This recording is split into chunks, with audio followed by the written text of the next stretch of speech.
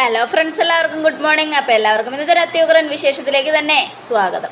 അങ്ങനെ നമ്മുടെ കിരണും കല്യാണിയും ഭയങ്കര സന്തോഷത്തോടെ നിൽക്കുക. അപ്പോൾ ദീപ പൊക്കിക്കൊണ്ട് ഹോസ്പിറ്റലിലേക്ക് പോയിട്ടുണ്ട്. അവനെ കൊണ്ടുപോട്ടെ അമ്മേ, അത്രയ്ക്ക് ദുഷ്ടനവൻ. അവൻ ചെയ്ത കാര്യമൊന്നും മറക്കാൻ കഴിയില്ല. അത്രയ്ക്ക് വേദനിപ്പിക്കുന്ന കാര്യങ്ങളാണ് അവൻ ചെയ്തുകൊണ്ടിരിക്കുന്നത്. എൻ്റെ കിരണേട്ടനെ തളർത്തി കിടത്തിയെന്ന അവൻ്റെയൊക്കെ വിശ്വാസം. എന്നാൽ അവനിനി കിട്ടാൻ പോകുന്നത് ഒന്നൊന്നര അടിയായിരിക്കും. അവനിനി എഴുന്നേറ്റ് അടക്കാൻ പറ്റില്ല.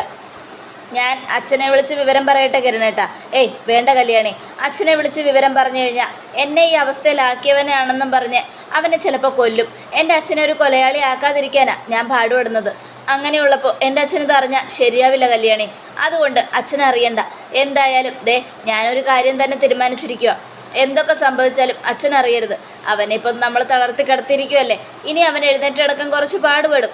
എഴുന്നേറ്റ് നടക്കാറാവുമ്പോൾ നമുക്ക് വീണ്ടും തല്ലി കിടത്താം. എന്താ പോരെ? ആ മതി. അങ്ങനെയാണെങ്കിൽ ഓക്കെ കിരണേട്ടാ എന്നൊക്കെ പറഞ്ഞുകൊണ്ട് അവരിങ്ങനെ നിൽക്കുക. ഈ സമയം പിന്നീട് രാഹുലിനെയാണ് കാണിക്കുന്നത്. രാഹുലിൻ്റെ കിടപ്പ് കയ്യിൽ കെട്ടും, തലയിൽ കെട്ടും, നടുവിൽ കെട്ടൊക്കെ ആയിട്ട് കിടക്കുക. നട്ടലിന് നല്ല ക്ഷതമുണ്ടെന്നാണ് ഡോക്ടർ പറഞ്ഞിരിക്കുന്നത്. എഴുന്നേറ്റ് നടക്കാൻ പാടുപെടും. എങ്ങനെ പാടുപെടാതിരിക്കും? അത്രയ്ക്ക് ദ്രോഹമല്ലേ എല്ലാവരോടും ചെയ്തത്? എന്തിനു വേണ്ടിയാ ആ കിരണിനെ തല്ലിച്ചത്? അതുകൊണ്ടല്ലേ ഇപ്പം ആളെ വിട്ട് തിരിച്ചടിക്കേണ്ടി വന്നത്. എന്തൊക്കെയായാലും ഞാനൊരു കാര്യം പറയാം. കിരണിനെ തല്ലിയതിൻ്റെ പേരിൽ ചിലപ്പോൾ ആ ചന്ദ്രസേനൻ തന്നെയായിരിക്കും മുട്ടം പണി കിട്ടിയത്. അപ്പോൾ ശാരി, നിങ്ങൾക്ക് വല്ല ആവശ്യം ഉണ്ടായിരുന്നോ? വിഷുവിൻ്റെ അന്ന് രാത്രി മോൾക്ക് കൈനീട്ടം കൊടുക്കണമെന്നും പറഞ്ഞ് നിങ്ങൾ വന്നതല്ലേ? അത് വേണ്ടായിരുന്നു. അങ്ങനെ വന്നുകൊണ്ടല്ലേ ഇപ്പം പ്രശ്നമായത്. വരാതിരുന്നിരുന്നെങ്കിലോ ഇത്രയ്ക്ക് പ്രശ്നം ഉണ്ടാവുമായിരുന്നോ എന്നൊക്കെ ചോദിക്കുകയാണ് ശാരി. എന്ത് ചെയ്യാനാന്നേ, വരാനുള്ളത് വഴി തങ്ങൂലെന്നല്ലേ. ഇങ്ങനെ ഇവിടെ വരാനും അവരുടെ കയ്യിൽ നിന്ന് അടി കൊള്ളാനും ഒക്കെ ഒരു ഇതുണ്ടായിരുന്നു, വരാനുള്ളതായിരുന്നു. അതുകൊണ്ടാണ് വന്നത്. ഇനിയിപ്പോൾ എന്തൊക്കെ സംഭവിച്ചാലും പറഞ്ഞിട്ട് കാര്യമില്ല. കിട്ടാനുള്ളത് കിട്ടി. അതുകൊണ്ട് തന്നെ അടങ്ങി ഒതുങ്ങി എവിടെയെങ്കിലും കിടക്കാൻ നോക്ക്. നട്ടലിന് തകരാറ് പറ്റിയിരിക്കുക. ഇനിയിപ്പോൾ സൂക്ഷിക്കണം. പോടാ എൻ്റെ മുറിയിൽ നിന്ന് പോകാൻ. അത് കേട്ടതും ഞാൻ പോയിക്കോളാം. നട്ടല് നന്നായിട്ട് ഒടിഞ്ഞിട്ടുണ്ടെന്ന് ഡോക്ടർ പറഞ്ഞത്. എഴുന്നേറ്റ് കിടക്കണമെങ്കിൽ ഒരാളുടെ സഹായം വേണം. കിടന്നോ. ഇനി എഴുന്നേറ്റ് കിടക്കണമെങ്കിൽ ഈ മരുമോൻ തന്നെ വേണ്ടി വരും. നിന്റെ സഹായം ഞാൻ ചോദിക്കില്ലടാ. മര്യാദയ്ക്ക് ഇറങ്ങിപ്പോവാൻ നോക്ക്. അത് കേട്ടതും മനോഹർ ഇറങ്ങി പുറത്തേക്ക് പോവുക. ഈ സമയമാണെങ്കിൽ നമ്മുടെ മനോഹർ വന്ദനയുടെ അടുത്തേക്കാണ് പോയത്. വന്ദനയെ കൊണ്ട് ഡ്രസ്സ് എടുക്കാനായിട്ട്. അവിടെ ചെന്ന് ഇഷ്ടം പോലെ സാരികളൊക്കെ എടുത്ത് വിരിച്ചിടുക. ഇത് കൊള്ളാല്ലേ മോളും? ഇത് കൊള്ളാം. അല്ലെങ്കിൽ ഈ കളർ വേണ്ട, ഇത് ആ കളർ എടുത്തേ. ഇങ്ങനെ കളറുകൾ ഓരോന്നായിട്ട് ഇങ്ങനെ എടുത്തിട്ടുകൊണ്ടിരിക്കുക. അപ്പോഴേക്കും വന്ദന വെറുതെ ഇങ്ങനെ ഓരോന്ന് ആലോചിച്ചു. അയ്യോ ജീവേട്ടാ, ഇതിന് ഒരുപാട് പൈസയാവും. ഇതൊന്നും വേണ്ട. പൈസയൊന്നും നോക്കണ്ട. എത്ര ലക്ഷമായാലും കുഴപ്പമില്ല. മോൾക്ക് ഞാനിത് മേടിച്ചു തരും. ഇന്നത്തെ ദിവസം പൈസ ഒന്നും നോക്കണ്ട മോളെ. മോളെടുത്തോ, ഏതാ ഇഷ്ടമുള്ളതെന്ന് വെച്ചാൽ എടുത്തോ എന്നൊക്കെ പറഞ്ഞുകൊണ്ടിരിക്കുക. ഈ സമയം പിന്നീട് സരയുവിനെയാണ് കാണിക്കുന്നത്. സരയു വിക്രത്തിനെ ഫോൺ വിളിക്കുക. അപ്പോൾ വിക്രം ഫോൺ എടുക്കുക. ഹലോ സരയു, എന്താടാ നീ എവിടെയാ? ഞാനിവിടെയൊക്കെ ഉണ്ട് സരയു. അല്ല, അങ്കിള് വിളിച്ചിട്ട് കിട്ടുന്നില്ലല്ലോ. അങ്കിൾ എന്താ ഫോൺ എടുക്കാത്തത്? അങ്കിളിന് ഫോൺ എടുക്കില്ലടാ. എടുക്കാൻ പറ്റാത്ത രീതിയിൽ അങ്കിളെ തളർത്തി കിടത്തി ശത്രുക്കൾ. ആരെക്കുറിച്ച് സരയു പറയുന്നേ? വേറെ ആര്? ആ ചന്ദ്രസേനൻ്റെ ആൾക്കാർ എൻ്റെ അച്ഛനെ അടിച്ച് തകർത്തു. ഇന്നലെ രാത്രി എൻ്റെ അച്ഛൻ ഇങ്ങോട്ട് വന്നതാ എനിക്ക് കൈനീട്ടം തരാനായിട്ട്. പാവം, ഇങ്ങനൊരു അവസ്ഥ ആയി കിടക്കുക. എനിക്കാകെ സങ്കടം വന്നിട്ട് വയ്യ വിക്രം. എന്നാലും അങ്ങോട്ട് വരുന്ന വിവരം അങ്കിളാരോടും പറഞ്ഞിട്ടില്ലായിരുന്നല്ലോ. അതാർക്കും അറിയില്ലായിരുന്നു. പിന്നെ എങ്ങനെയാ ഇത്രയും വലിയൊരു ഇതായത്? ഇനി നീയാണോ അതൊക്കെ പറഞ്ഞു കൊടുത്തത്? ശത്രുക്കൾക്ക് ചോർത്തി കൊടുത്തത്? എന്താ സരയൂ ഇത്? നീ എന്തിനാ ഇങ്ങനെയൊക്കെ പറയുന്നത്? ഞാൻ അങ്ങനെ ചെയ്യുമെന്ന് നിനക്ക് തോന്നുന്നുണ്ടോ? ഞാൻ വെറുതെ ഒരു തമാശ പറഞ്ഞതാടാ. എൻ്റെ ശത്രുക്കൾ നിൻ്റെ ശത്രുക്കളാണെന്നറിയാം. അതുകൊണ്ട് ഞാൻ നിന്നെ വെറുതെ ഒന്ന് കളിയാക്കിയതാ. എന്നാലും കളിയാക്കാൻ പോലും ഇങ്ങനെയൊന്നും പറയരുത് സരയു. എനിക്ക് ഒട്ടും താല്പര്യമില്ലാത്ത കാര്യമാണ് ഇപ്പോൾ സരയു പറഞ്ഞത്. ഞാൻ ഒരിക്കലും അങ്കിളെ ചതിക്കുമെന്ന് സരയുന് തോന്നുന്നുണ്ടോ? അങ്ങനെ ചെയ്യാൻ എനിക്ക് പറ്റുമോ? ഇപ്പോൾ അങ്കിള് വീണെന്ന് കേട്ടപ്പോൾ തന്നെ ചിറകൊടിഞ്ഞ അവസ്ഥയായി. സൂക്ഷിക്കണേ. ഇപ്പോൾ എങ്ങനെയുണ്ട് അങ്കിളുടെ? ഒന്നും പറയണ്ടടാ. ഇന്നലെ രാത്രി ആരും നന്നായിട്ട് പഞ്ഞി കിട്ടും. നട്ടല്ലൊടിഞ്ഞു എന്നാണ് കേൾക്കുന്നത്. എഴുന്നേറ്റ് നടക്കാൻ പറ്റാത്ത അവസ്ഥയാണ്. ഈശ്വര, ഇനിയിപ്പോൾ എന്ത് ചെയ്യും സരയും? എനിക്കറിയില്ലടാ. അങ്ങനെ ഞാൻ വെറുതെ വിടില്ല. ആ ചന്ദ്രസേനാണിത് ചെയ്തെങ്കിലും നീയൊക്കെ ഒന്ന് സൂക്ഷിച്ചോ. നിൻ്റെ അച്ഛനും നീയൊക്കെ സൂക്ഷിക്കുന്നത് നല്ലതാ. അതെ സരയു, ഇപ്പോൾ എനിക്കും പേടിയായി. അങ്കിളുണ്ടായിരുന്നോണ്ട് ഒരിത്തിരി ധൈര്യം ഉണ്ടായിരുന്നു. ഇതിപ്പോൾ അങ്കിളും കൂടെ പോയ സ്ഥിതിക്ക് ഞാൻ എന്ത് ചെയ്യുമെന്ന് ആലോചിച്ചിട്ട് എനിക്കൊരു പിടിയും കിട്ടുന്നില്ല സരയു. പേടിക്കണ്ടടാ, എല്ലാം ശരിയാവും. നമുക്ക് എന്തെങ്കിലും ഒരു വഴി ഉണ്ടാക്കാം എന്നൊക്കെ പറഞ്ഞുകൊണ്ട് ഇങ്ങനെ ആശ്വസിപ്പിക്കുകയാണ്. എന്നിട്ട് ഫോൺ കട്ട് ചെയ്യുക. ഈശ്വര, അങ്കിള് വീണല്ലോ. ഇനിയിപ്പോൾ എന്താ ചെയ്യുക? ആകെയുള്ളൊരു പിടിവള്ളി അങ്കിളായിരുന്നു. ഇനിയിപ്പോൾ ഞാൻ എങ്ങനെ ജീവിക്കും? ദൈവമേ ഒരു പിടിയും കിട്ടുന്നില്ലല്ലോ എന്നൊക്കെ ആലോചിച്ചിട്ടുണ്ടെങ്കിൽ ഇഷ്ടമുള്ളത് സെലക്ട് ചെയ്യാൻ പറഞ്ഞുകൊണ്ടിരിക്കുക. അപ്പോഴേക്കും വന്ദന, എനിക്കിത് വേണ്ട ജീവേട്ട, ഭയങ്കര പൈസ ഒന്നും നോക്കണ്ട മോളെ, എനിക്കതിലൊന്നും ഒരു കുഴപ്പമില്ല. കോടികളാണ് കിട്ടാൻ പോകുന്നത്, അങ്ങനെയുള്ളപ്പോൾ ലക്ഷങ്ങൾ ചിലവായെന്ന് വെച്ചാൽ എന്താ കുഴപ്പം എന്നൊക്കെ ആലോചിക്കുക. അതേടാ, കോടികൾ കിട്ടാനാണെങ്കിലും നിന്റെ ലക്ഷങ്ങളൊക്കെ ഞാൻ മുടിപ്പിക്കും, എന്നിട്ട് കോടികളും തരില്ല, ലക്ഷങ്ങൾ തീർക്കുകയും ചെയ്യും. ഈ വരുണിനെ കുറിച്ച് നീ എന്താ കരുതിയത് എന്നൊക്കെ ആലോചിച്ചുകൊണ്ട് ഇങ്ങനെ ഇരിക്കുക. ഈ സമയമാണെങ്കിൽ മനോഹരനെ എന്നിട്ട് ഒരാൾ തോണ്ടി വിളിക്കുക. അതെ, ഒരു മിനിറ്റ് ഒന്ന് വരാവോ? ഈശ്വര, ആരാണാവോ? അല്ല എന്താ, എനിക്ക് നിങ്ങളോട് ഒരു കാര്യം പറയാനാ, ഒന്ന് വന്നേ. അങ്ങനെ ഗംഗാപ്രസാദാണായിരുന്നു അത്. ഗംഗാപ്രസാദ് മനോഹരനെ വിളിച്ച് അങ്ങോട്ട് മാറുക. അപ്പോൾ വരുൺ ആലോചിക്കുക, ഇവൻ ലോക തരികടയാണല്ലോ, അപ്പം അവനറിയുന്നവൻ അതിനേക്കാളും വലിയ തരികടയായിരിക്കും എന്നും ആലോചിച്ചുകൊണ്ട് നമ്മുടെ വന്ദന ഇങ്ങനെ ഓരോ ഡ്രസ്സൊക്കെ നോക്കിക്കൊണ്ടിരിക്കുക. ഈ സമയമാണെങ്കിൽ നമ്മുടെ ഗംഗാപ്രസാദ് ചോദിക്കുക, എന്നെ മനസ്സിലായോ? ഇല്ല, എവിടെയോ കണ്ട് നല്ല പരിചയം. വേറെ എവിടെയല്ല, ചെന്നൈയിൽ വെച്ച ഒരു പെണ്ണ് കേസിൽ കുടുങ്ങിയപ്പോൾ ഞാനാ നിങ്ങളെ രക്ഷപ്പെടുത്തിയത്. എൻ്റെ പേര് ഗംഗാപ്രസാദ്. എടാ ഗംഗേ, നീ ആൾ കൊള്ളാലോടാ, നീ ആളാകെ അങ്ങ് മാറിയല്ലോ. നിങ്ങൾ ഇത്രയും നാളും എവിടെയായിരുന്നു? വേറെ എവിടെ? ജയിലിൽ. എൻ്റെ ജോലി ഞാൻ തുടരുവാണല്ലോ, അതുകൊണ്ട് ജയിലിലും അവിടെ ഇവിടെയൊക്കെ ആയിട്ട് കാര്യങ്ങൾ കഴിഞ്ഞു പോന്നു.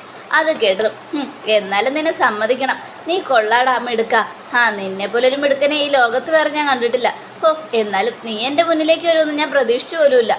അല്ല, ഇവിടെ നിൻ്റെ റോൾ എന്താ? വീണ്ടും പെണ്ണുപിടി തന്നെയാണോ? പിന്നല്ലാതെ, നമുക്ക് ആ തൊഴിലല്ലേടാ അറിയൂ, അതുകൊണ്ട് ആ തൊഴിൽ ചെയ്തിങ്ങനെ ജീവിച്ചു പോകണം. അല്ല, അതാണോ അടുത്ത ഇര? അതെ, കോടീശ്വരിയ വന്ദന എന്ന പേര്. എന്നാലും നിൻ്റെയൊക്കെ ഒരു ഭാഗ്യം. ഇങ്ങനെ ഓരോ പെണ്ണുങ്ങളെ മാത്രമല്ല, പൈസയും കുറെ കിട്ടുന്നുണ്ടല്ലോ. അതെ, അല്ല നീ എന്താടാ ഇവിടെ? വീണ്ടും പഴയ കാര്യം തന്നെ. എൻ്റെ പെങ്ങളെന്ന് പറയുന്നവളും അമ്മയും കൂടെ സ്വത്തുക്കളൊക്കെ തട്ടിയെടുത്തിട്ട് ഇങ്ങനെ നടക്കുക. അവരുടെ കയ്യിൽ നിന്ന് അതെല്ലാം തട്ടിയെടുക്കണം, അതാടാ എൻ്റെ ഇപ്പോഴത്തെ ലക്ഷ്യം. എന്തായാലും അതൊക്കെ നമ്മൾ ചെയ്തിരിക്കും, നേടിയെടുക്കണം. നിനക്ക് എന്താവശ്യം ഉണ്ടെങ്കിലും എന്നെ വിളിച്ചാൽ മതി. ഞാൻ വിളിക്കും, വിളിക്കാതിരിക്കില്ലല്ലോ. അല്ല പിന്നെ എന്താ ഇപ്പോൾ അവിടെ ചെന്നൈയിലെ കാര്യങ്ങൾ?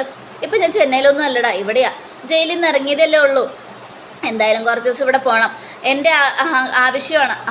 അമ്മയും മകളും കൂടെ എനിക്ക് സ്വത്തുക്കളെല്ലാം എഴുതി തരണം. എൻ്റെ അച്ഛൻ്റെ സ്വത്തുക്കളെല്ലാം അവനെനിക്ക് എഴുതി തന്നേ പറ്റൂ. അതുകൊണ്ട് തന്നെ ഞാൻ അത് കിട്ടുന്നത് വരെ ഇവിടെ തന്നെ ഉണ്ടാവുകടാ എന്നൊക്കെ പറയാം. എന്താവശ്യം ഉണ്ടെങ്കിലും എന്നെ വിളിക്കണോട്ടോടാ ഗംഗേ. പിന്നെ ഞാൻ വിളിക്കാതിരിക്കോ? അല്ല, ഇവിടുത്തെ നിൻ്റെ പേരെന്താ? ജീവൻ എന്നാ. കൊള്ളാലോ, അടിപൊളി പേരാ. അല്ല നിൻ്റെ പേരോ? ഞാൻ ജെറി ജോൺ. കലക്കി, ഒന്നൊന്നര പേര് തന്നെ, ആര് കേട്ടാലും ഒന്ന് പേടിക്കും എന്നൊക്കെ പറഞ്ഞുകൊണ്ട് അവരിങ്ങനെ നിൽക്കുക. ഈ സമയം എന്നാലേ ഞാൻ നിൻ്റെ പുതിയ പെണ്ണിനെ ഒന്ന് പരിചയപ്പെടുത്തേ. വാ. ഹായ്, എന്താ പേര്? അയ്യോ, അതിനവൾ സംസാരിക്കില്ല, സംസാരശേഷിയില്ലാത്ത കുട്ടിയാ. ഓ സോറി കേട്ടോ. എന്താ പേര് വന്ദന എന്നാടാ. ഞാൻ ഗംഗാപ്രസാദ്, ഞാൻ ജെറി ജോൺ, ഇവൻ്റെ ഫ്രണ്ടാ എന്നും നമ്മുടെ വരുൺ. അത് കേട്ടതും കൊള്ളാലോ, നല്ല പേരാ എന്നൊക്കെ പറഞ്ഞുകൊണ്ട് വന്ദന ഇങ്ങനെ ചിരിച്ചുകൊണ്ട് നിൽക്കുക. അതെ, കല്യാണത്തിന് എന്നെ വിളിക്കുമല്ലോ അല്ലേ? ഉറപ്പായിട്ടും വിളിക്കും, ഞാൻ വിളിക്കാതിരിക്കുമോ? വിളിച്ച ഉടനെ വരുമല്ലോ അല്ലേ? ഞാൻ വരും. എന്നാൽ ശരി, ഞാൻ ചെല്ലട്ടെ. അതെ വന്ദന, ഇത് എൻ്റെ ഒരു ഫ്രണ്ടാ, UK ഭയങ്കര ബിസിനസ്സുകാരനെ, ഇവൻ കോടീശ്വരനാ എന്നൊക്കെ പറഞ്ഞുകൊണ്ടിരിക്കുക. അങ്ങനെ ഗംഗാപ്രസാദ് അങ്ങ് പോവുക. ഗംഗാപ്രസാദ് പോയി കഴിഞ്ഞതും അതെ, ഇട്ടുമൂടാനുള്ള സ്വത്തുണ്ട്, ഈ കേരളം തന്നെ അവന് വിലയ്ക്ക് മേടിക്കാം. എന്നിട്ടും ഒന്നുമില്ലാത്തതുപോലെ അവൻ്റെ നടപ്പ്. ആരെങ്കിലും കണ്ടാൽ പറയോ ഇവൻ ഇത്രയും സ്വത്തുക്കളുടെ അവകാശമാണെന്ന്? അപ്പോൾ വന്ദന ഇല്ല എന്നും പറയാം. അതാണൊരിത്. ഞാൻ സ്വിറ്റ്സർലാൻഡിലൊക്കെ ആണെങ്കിൽ ഇവൻ UK അമേരിക്കയിലൊക്കെയാണ് ബിസിനസ് നടത്തുന്നത്. എന്ത് ചെയ്യാനാ, ദൈവം വാരി കോരി കൊടുത്തിട്ടുണ്ട് ഇഷ്ടം പോലെ എന്നൊക്കെ പറഞ്ഞുകൊണ്ട് നമ്മുടെ മനോഹർ ഇങ്ങനെ കടുത്തോണ്ടിരിക്കുക. അതിന് എത്രയായി? ഈ സാരി മതിയോ മോളൂ? മതി, ജീവേട്ടനെ ഏത് പറയുന്നു, ആ സാരി മതി എന്നൊക്കെ പറഞ്ഞുകൊണ്ട് വന്ദന ഇങ്ങനെ സോപ്പിടുക. ഈ സമയം പിന്നീട് കാണിക്കുന്നത് നമ്മുടെ കിരണിനെയും കല്യാണിയാണ്. അവൻ എഴുന്നേറ്റ് നടക്കാൻ പറ്റില്ലെന്നുണ്ട്, ഞാനൊന്ന് അങ്ങോട്ട് ചെല്ലട്ടെ എന്നും പറഞ്ഞുകൊണ്ട് കല്യാണി നേരെ സരയുൻ്റെ വീട്ടിലേക്ക് ചെല്ലുക. അവിടെ ചെന്നു സരയും, ഓ നീയായിരുന്നോ, എന്തിനടി ഇങ്ങോട്ട് വന്നേ എന്നും ചോദിക്കുക. അല്ല, ഇന്നലെ പാതിരാത്രിയായപ്പോൾ നിൻ്റെ വീട്ടിൽ നിന്ന് എന്തോ വലിയ ശബ്ദം കേട്ടു, അത് എന്തിൻ്റെ ശബ്ദം എന്നറിയാൻ വേണ്ടി വന്നതാ. ഒരു ശബ്ദവും ഇല്ല, അത് നിനക്ക് വെറുതെ തോന്നിയതാ? ഏയ്, അതെനിക്ക് വെറുതെ തോന്നിയതൊന്നുമല്ല, എന്തോ സംഭവിച്ചിട്ടുണ്ട്. ഇന്നലെ അർദ്ധരാത്രി കഴിഞ്ഞ് ഇവിടെ ആരോ കരയുന്ന പോലെ എനിക്ക് തോന്നി. അതാരും കരഞ്ഞതല്ല, പട്ടി കുരച്ചതാ എന്നും സരയും. പട്ടി കുരച്ചൊന്നുമല്ല. പട്ടി എന്താ ഇങ്ങനെയാണോ കുരക്കുന്നത്? പട്ടിയുടെ കുര ഞാൻ കേട്ടിട്ടില്ലേ, എനിക്ക് മനുഷ്യൻ്റെ കരച്ചിൽ പോലെയാണ് തോന്നിയത്. അല്ല, നിൻ്റെ അച്ഛനോ മറ്റോ ഇങ്ങോട്ട് വന്നോ? ഇല്ല, എൻ്റെ അച്ഛൻ ഇങ്ങോട്ട് വന്നിട്ടില്ല. എൻ്റെ അച്ഛൻ വന്നിട്ട് കുറേ നാളായി, അച്ഛനെ ഞാൻ കണ്ടിട്ടും. അപ്പം അച്ഛനല്ല അല്ലേ? ഞാൻ കരുതി അയാളായിരിക്കുമെന്ന്.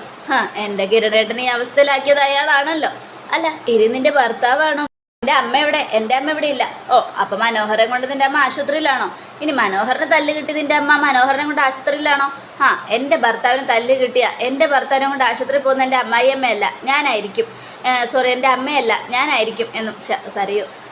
നിൻ്റെ മനുവേട്ടനല്ല അടി കിട്ടിയെന്ന് എനിക്കറിയാം. അയാളുടെ ശബ്ദമല്ല കേട്ടത്. പിന്നെ വരാതിരുന്നത് വേറെ ഒന്നും കൊണ്ടല്ല. വന്നു കഴിഞ്ഞാൽ എൻ്റെ കിരണേട്ടനെ ഒറ്റ കിട്ടുകൊണ്ട് വരണ്ടേ? ശത്രുക്കൾ ഇഷ്ടം പോലെ ഉണ്ടല്ലോ, അതുകൊണ്ടാണ് വരാതിരുന്നത്.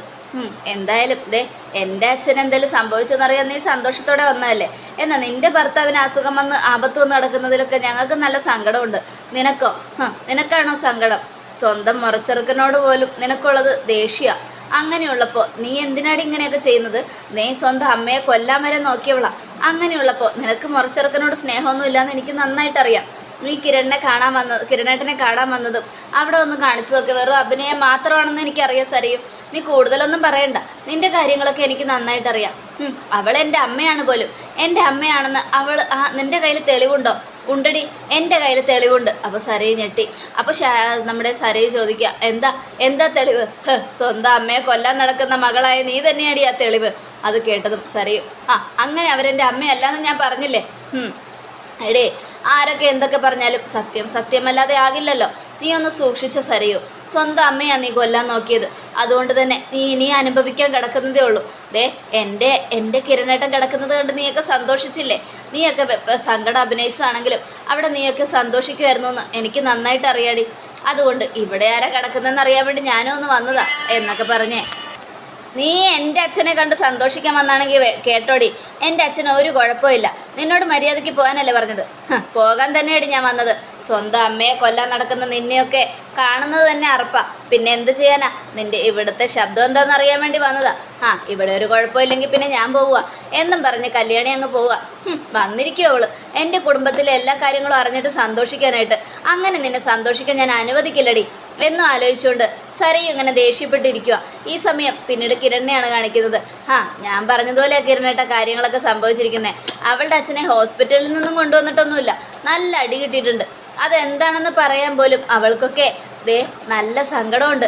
സ്വന്തം അച്ഛൻ ആപത്ത് സംഭവിച്ച് കിടക്കുകയാണെന്ന് പറഞ്ഞാലേ അതിൻ്റെ സന്തോഷം നമുക്കും ദുഃഖം അവൾക്കും ആണല്ലോ. അതുകൊണ്ട് തന്നെ അവൾ ഭയങ്കര ടെൻഷനില്ല.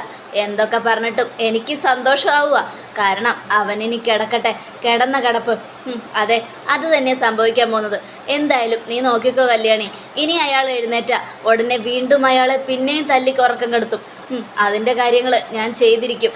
എന്തൊക്കെ സംഭവിച്ചാലും ഇനി ഒന്നേ പറയാനുള്ളൂ, രാഹുലിനെ കിടന്ന കിടപ്പിൽ നിന്നും എഴുന്നേക്കരുത്. അത്രയ്ക്ക് ദ്രോഹം അവൻ നമ്മളോട് ചെയ്തത്. അതുകൊണ്ട് തന്നെ അവനോട് ക്ഷമിക്കാനോ പൊറുക്കാനോ കഴിയില്ല എന്നൊക്കെ പറഞ്ഞുകൊണ്ട് നമ്മുടെ കിരൺ ഇങ്ങനെ ദേഷ്യം പിടിച്ച് നിൽക്കും. അപ്പോഴേക്കും കാർത്തിക വരിക. കാർത്തിക വന്നതും, കിരൺ ഞാൻ പറഞ്ഞല്ലോ, അവൻ നമ്മളെ എല്ലാവരെയും നോട്ടമിട്ടിട്ടുണ്ട്. എല്ലാവരുടെയും കാര്യം ആപത്തിലാണ്. പിന്നെ അവൻ എന്നോട് എന്താ പറഞ്ഞെന്നറിയാമോ? ഈ വിഷുവിന് എനിക്ക് എല്ലാവരെയും കാണാൻ പറ്റി, എന്നാൽ അടുത്ത വിഷുവിന് ചിലപ്പോൾ മിക്ക പലരെയും കാണാൻ കഴിയില്ല എന്ന്. അതുകൊണ്ട് ഞാൻ നല്ല പേടിയില്ല കിരൺ. നിങ്ങൾക്കൊക്കെ എന്തെങ്കിലും സംഭവിച്ചാൽ എനിക്ക് നല്ല ടെൻഷനുണ്ട്. ഇപ്പം തന്നെ കിരണിനെ തളർത്തി കിടത്തിയതിൽ അവൻ സന്തോഷമായിരിക്കും. അതുപോലെ അടുത്തത് കല്യാണിയെയോ കിരണിൻ്റെ അച്ഛനെയോ ആയിരിക്കും അവൻ നോട്ടമിട്ടിരിക്കുന്നത്. എനിക്ക് അവനെക്കുറിച്ച് ഓർത്ത് പേടിയൊന്നുമില്ല ചേച്ചി. പേടിയില്ലെങ്കിലും മോളെ സൂക്ഷിക്കണം. അവൻ ബുദ്ധിയുള്ളവനാ. ഏത് വഴിയിലൂടെ അവൻ സഞ്ചരിക്കുമെന്ന് പറയാൻ പറ്റില്ല മോളെ. അതുകൊണ്ട് സൂക്ഷിച്ചേ മതിയാകും. അത് കേട്ടതും ആകെ ടെൻഷൻ അടിച്ച് നമ്മുടെ കിരൺ, എന്തൊക്കെ സംഭവിച്ചാലും ഗംഗാപ്രസാദ് അവൻ ഈ ഭൂമിയുടെ ഏത് മൂലയിലുണ്ടെങ്കിലും ഞാൻ കണ്ടുപിടിച്ചിരിക്കും കാർത്തികേ. നീ ധൈര്യമായിട്ടിരിക്കും. നമുക്കവനെ അന്വേഷിച്ച് കണ്ടുപിടിച്ച് അവൻ്റെ കാര്യങ്ങളൊക്കെ അറിഞ്ഞ് എല്ലാം ചെയ്യാം. എന്തായാലും അവൻ അത്ര പെട്ടെന്നൊന്നും നമ്മളൊന്നും ചെയ്യില്ല. എന്നാലും ആ ടെക്സ്റ്റൈൽസിൽ പോയിട്ട് പോലും അവൻ്റെ ഫോട്ടോ ഒന്നും കാണാൻ പറ്റില്ലല്ലോ എന്ന് ഓർക്കുമ്പോഴാണ് എൻ്റെ സങ്കടം. അതുപോലെ അവൻ എൻ്റെ വീട്ടിലും വന്നായിരുന്നു കല്യാണി. എന്ത് ചെയ്യാനാ?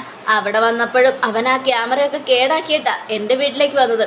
ഇല്ലെങ്കിൽ അവൻ്റെ ഫോട്ടോ CCTVയിൽ പതിഞ്ഞായിരുന്നു. ആകെ മൊത്തം എല്ലാം പ്രശ്നമാണ്. എന്ത് ചെയ്യാനാ? അവനെ അത്ര പെട്ടെന്ന് കാണാനും ദൈവം സമ്മതിക്കുന്നില്ലല്ലോ എന്നൊക്കെ പറഞ്ഞുകൊണ്ട് ഇങ്ങനെ ഇരിക്കുക. കിരണിനെ തളർത്തി കിടത്തിയത് നിങ്ങളുടെ കുടുംബത്തിലെ എല്ലാവർക്കും വലിയ വിഷമമായി എന്ന് അവന് മനസ്സിലായി. അതുപോലെ അടുത്തത് കല്യാണിയോ പിന്നെ ചന്ദ്രസേനൻ സാറോ വീണാൽ അതിനേക്കാളും ഡബിൾ മടങ്ങ് സന്തോഷമായിരിക്കും അവന്. അതുകൊണ്ട് അവൻ നിങ്ങളെയൊക്കെ ലക്ഷ്യമിടുന്നത്. എനിക്ക് എന്തു സംഭവിച്ചാലും അവനൊരു കുഴപ്പമില്ല. അതുകൊണ്ട് തന്നെ ഈ സ്വത്തുക്കൾ കിട്ടാൻ വേണ്ടി അവൻ എന്ത് തറ പരിപാടിയും ചെയ്യും. ഏതറ്റം വരെ വേണമെങ്കിലും പോകും. അവനെക്കുറിച്ച് എനിക്ക് നന്നായിട്ട് അറിയാവുന്നതുകൊണ്ടാണ് കല്യാണി പറയുന്നത് എന്നൊക്കെ പറഞ്ഞ് കാർത്തിക് ആകെ ടെൻഷൻ അടിച്ച് നിൽക്കുവാണ്. അതോടുകൂടി എപ്പിസോഡ് അവസാനിക്കുകയാണ്. നാളത്തെ ഒരു തകർപ്പൻ വിശേഷത്തിനായിട്ട് കാത്തിരിക്കുക. എല്ലാവർക്കും ഒരിക്കൽ കൂടെ നല്ലൊരു ശുഭദിനം തന്നെ ആയിക്കോട്ടെ. Thank you friends.